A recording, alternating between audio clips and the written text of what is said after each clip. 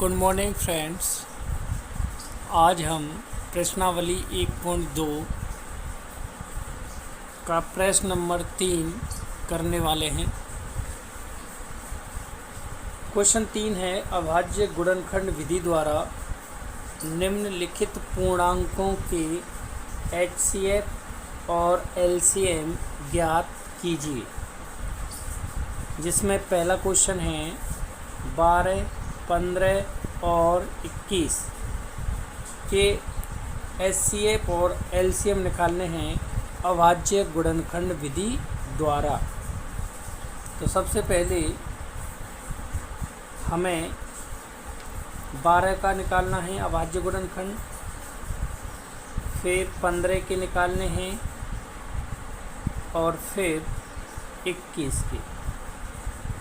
12 सम संख्या है इसलिए 2 का पूरा पूरा भाग चला जाएगा 6 बार। 2 में 2 का भाग देंगे 6 में 3 बार और 3 में 3 बार, यानी 12 के अभाज्य गुणनखंड क्या होंगे 2 गुणा 2 गुणा 3। इसी प्रकार 15 विषम संख्या है, 2 का नहीं जाएगा, 3 का जाएगा 5 बार, 5 का जाएगा 1 बार, इसलिए 15 के अभाज्य गुणनखंड होंगे 3 गुणा 5। 21 भी विषम संख्या है, 2 का नहीं जाएगा, 3 का जाएगा 7 बार और 7 का 1 बार, यानी कि 21 के अभाज्य गुणनखंड होंगे 3 गुणा 7। अब हमें निकालना है HCF निकालना है। HCF किस किस का निकालना था, 12 का, 15 का, 21 का। HCF निकालना है तो जो चीज़ कॉमन है तीनों में वो HCF होगी और जो नहीं है वो LCM के रूप में लिखी जाएगी। इसमें 2 है, इसमें नहीं है, इसमें नहीं है, इसमें 3 है, इसमें भी 3 है, इसमें भी 3 है, तो HCF कितना आ जाएगा 3। अब निकालना है LCM भी उन्हीं संख्याओं का निकालना है 12, 15, 21।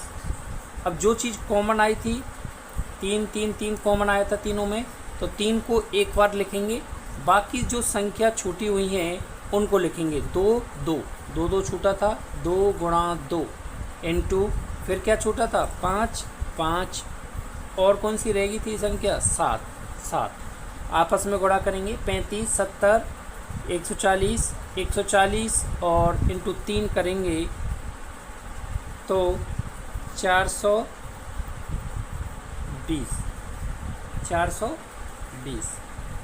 ये हमारा क्या है LCM है। इस प्रकार से अपन LCM निकालते हैं। HCF हो गया, LCM हो गया। अभाज्य गुणनखंड विधि द्वारा HCF और LCM ही निकालना था। ये HCF हो गया और ये LCM हो गया। दूसरा क्वेश्चन,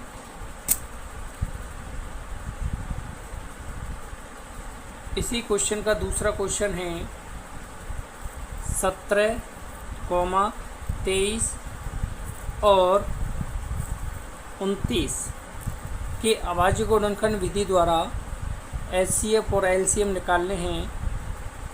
तो यही विधि अपनाएंगे। पहले 17 का निकालेंगे अभाज्य गुणनखंड विधि द्वारा, फिर 23 का निकालेंगे और फिर किसका 29 का। अब देखिए 17 में सिर्फ 17 का ही भाग जाएगा और किसी संख्या का नहीं जाएगा एक बार। 23 में 23 का ही जाएगा और किसी संख्या का नहीं जाएगा एक बार। 29 में 29 का ही जाएगा और किसी संख्या का नहीं जाएगा।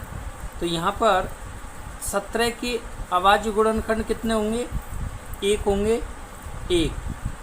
23 का भी क्या होगा, 1 ही होगा और 29 का क्या होगा, 1। इस प्रकार हम कह सकते हैं कि HCF अगर हमसे पूछे, HCF 17 के, 23 के और 29 के, तो HCF निकालने के लिए अब इसमें सिर्फ एक ही गुणनखंड आ रहा है, इसका एक ही अभाज्य गुणनखंड आ रहा है और वो क्या आ रहा है आपका, वो आ रहा है आपका कुछ एक ही आ रहा है, कॉमन कुछ भी नहीं है। तो कॉमन कुछ भी नहीं है तो HCF कितना होगा, एक ही होगा। इसका अभाज्य गुणनखंड क्या है, एक ही है और किसी संख्या का नहीं जा रहा है, सारी की सारी संख्याएं अभाज्य संख्या हैं, तो इसका अभाज्य गुणनखंड एक ही होगा।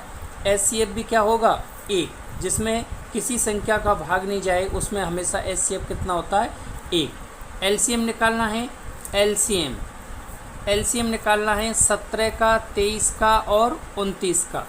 तो एलसीएम निकालना है तो बाकी एक तो आ ही गया, बाकी संख्या कौन सी बच गई, बाकी संख्या बच गई, कॉमन कुछ नहीं आ रहा था, बाकी बच गई कौन सी, 17 इंटू 23 इंटू 29, सबका गुणा करेंगे, गुणा करने पर आपका आ जाएगा, सबका गुणा करेंगे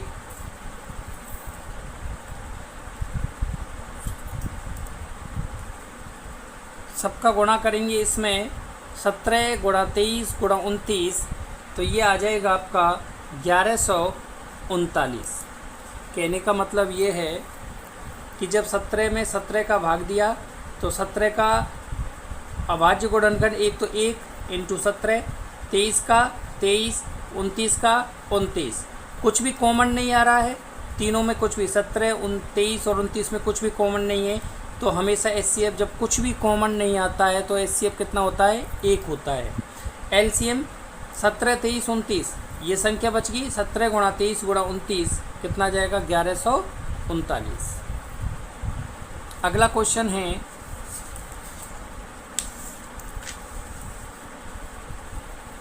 क्वेश्चन है तीसरा,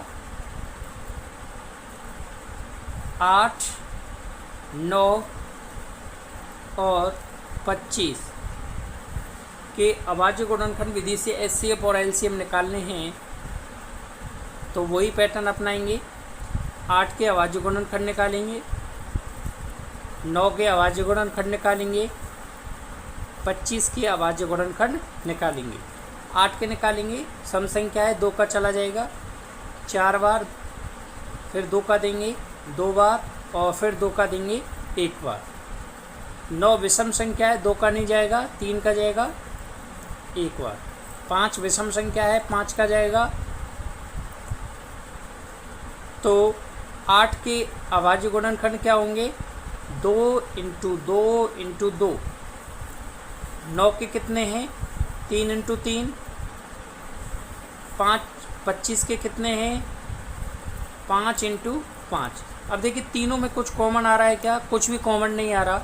जब कुछ भी कॉमन नहीं आ रहा है तो एचसीएफ क्या होगा, एचसीएफ होगा अपना, एचसीएफ निकालना था 8 का, 9 का और 25 का। जब कुछ भी कॉमन नहीं आ रहा है, इसमें से इसमें 2 है लेकिन इसमें नहीं है, इसमें नहीं है, इसमें 3 है, इसमें भी नहीं है, इसमें भी नहीं, 5 इसमें भी नहीं और इसमें भी नहीं है। जब कॉमन कुछ भी नहीं आ रहा है तो एचसीएफ हमेशा कितना रहेगा, 1 रहेगा। एलसीएम निकालना है हमें, एलसीएम निकालना है 8 का, 9 का और 25 का। तो देखिए जब कुछ भी कॉमन नहीं है, बाकी संख्या कौन सी बच गई, 2। सारी की सारी संख्या बच चुकी है, 2 गुणा 2 गुणा 2। और कौन सी बच गई, 3 गुणा 3। और कौन सी बच गई, 5 गुणा 5।